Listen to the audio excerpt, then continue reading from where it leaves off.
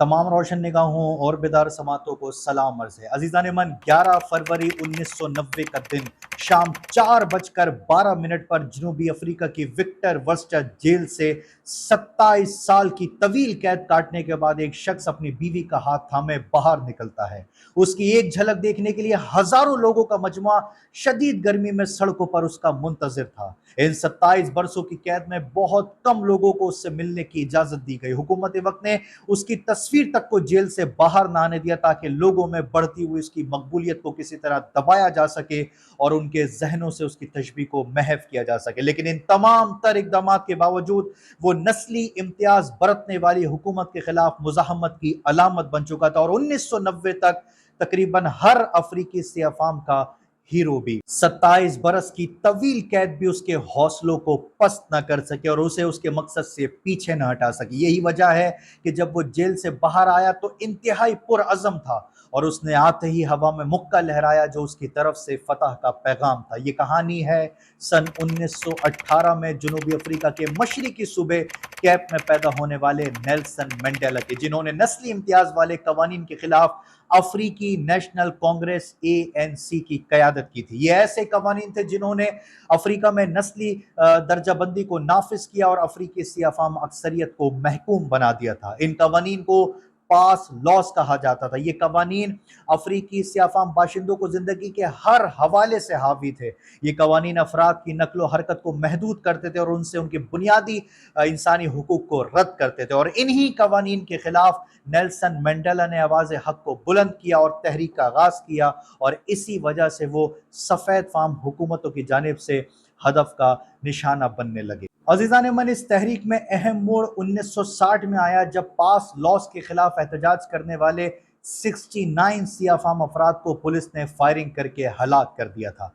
सन 1990 में Nelson Mandela ने एक इंटरव्यू देते हुए बताया कि हमारे लोगों ने महसूस किया कि हमने इन कवानीन के खिलाफ अपने पास मौजूदा तमाम ऑप्शंस और तमाम तर कुव्वत इस्तेमाल की, मगर इससे न सिर्फ हमारी ज़िंदगी के हालात बदले बल्कि हुकूमत वक्त ने हमारे अदम तशद्दुद के अज़म का फ़ायदा उठाते हुए हम पर मज़ीद सख्ती का फ़ैसला किया और इन्हीं हालात को देखते हुए फिर हमने तशद्दुद का रास्ता इख्तियार किया। ANC ने इक्तसादी तखरीबकारी मुहिम का आगाज़ किया जिसने लोगों के बजाय मुल्क के बुनियादी ढांचे को निशाना बनाया और फिर यही मुहिम नेल्सन मंडेला की गिरफ्तारी का बाइस बनी। मंडेला समेत दीगर तमाम अफराद पर तखरीबकारी, गद्दारी और पुरतशद्दुद साजिश के इल्ज़ामात आयद किए गए।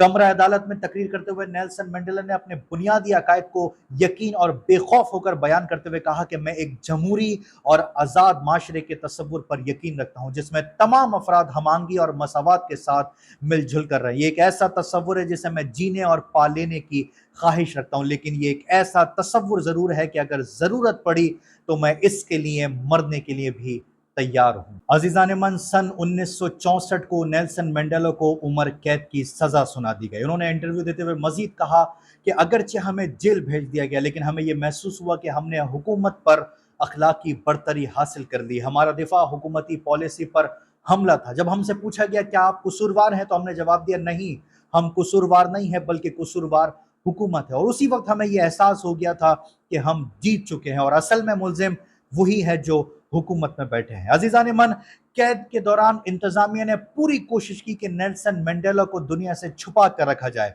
यही सबब था कि उन्हें साल में सिर्फ एक दफ़ा मुलाकात का मौका दिया जाता, वो भी सिर्फ 30 मिनट के लिए। इसी दौरान नेल्सन मंडेला की वालदा और उनके बेटे की वफात भी हुई लेकिन उन्हें आखिरी रसूमात में जाने की इजाज़त नहीं दी गई। नेल्सन मंडेला ने रोबिन आइसलैंड की जेल में 18 साल गुजारे जहां वो दिन की औकात में चूने के पत्थर की खुदाई का काम किया करते थे जो कि इंतहाई मुश्किल काम होता है। सन 1982 में उन्हें केप टाउन के पोल्स मोर जेल में मुंतकिल कर दिया गया जहां वो शदीद बीमार हो गए जिसकी वजह से उन्हें अस्पताल में दाखिल होना पड़ा। कैद के दौरान नस्ली इम्तियाज बरतने वाली हुकूमत ने अपनी शराइत पर उन्हें रिहाई की पेशकश की जिसे नेल्सन मंडेला ने मुस्तरद कर दिया। सन 1989 में FWD क्लर्क जनूबी अफ्रीका के सदर मुंतखब हुए और अगले साल उन्होंने अफ्रीकी नेशनल कांग्रेस पर से पाबंदी हटाने और नेल्सन मंडेला की रिहाई का ऐलान किया। 10 फरवरी 1990 को जनूबी अफ्रीका के सदर FWD क्लर्क ने नेल्सन मंडेला से मुलाकात की और उन्हें बताया कि उन्हें अगले दिन रिहा कर दिया जाएगा और ये غیر مشروط رہائی ہوگی، وہ پھر سے ایک آزاد انسان ہوں گے۔ لیکن صدر حیران تھے کہ اتنی بڑی خبر کو سننے کے بعد بھی نیلسن منڈیلا خاموش رہے۔ انہوں نے اپنی سوانح عمری لانگ واک ٹو فریڈم میں بتایا کہ انہوں نے صدر کا شکریہ ادا کیا اور انہیں کہا کہ آپ کو شاید ایسا محسوس ہو رہا ہو کہ جیسے میں شکر گزار نہیں ہوں، لیکن ایسا نہیں ہے۔ لیکن میری ایک درخواست ہے کہ مجھے 1 ہفتے کا نوٹس دیا جائے تاکہ میرے اہل خانہ اور میری تنظیم میری رہائی کی تیاری کر سکے۔ صدر نیلسن منڈیلا سے اس جواب کی بالکل توقع نہیں کر رہے تھے۔ بہرحال انہوں نے اپنے مشیروں سے مشاورت کا فیصلہ کیا اور تھوڑی دیر بعد آ کر نیلسن منڈیلا کو بتایا کہ انہیں اگلے دن ہی رہا کیا جائے گا۔